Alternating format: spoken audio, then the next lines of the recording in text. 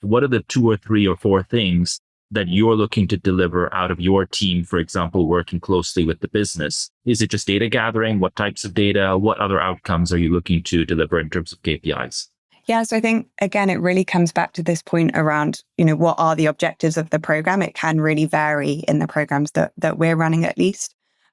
So one example would be percentage of procurement spend covered by primary data from suppliers. I think that's a really nice metric to just track how the program is scaling. I think particularly because we are focused on scale at Altruistiq and having that one system that can really drive impact at scale, that's quite a nice metric. Another metric which maybe would appeal to that reporters bucket is primary data share. Is the data that we're collecting actually improving the quality of our overall data? Are we actually generating better insights because we have more accurate data? So, a supplier may submit a product carbon footprint.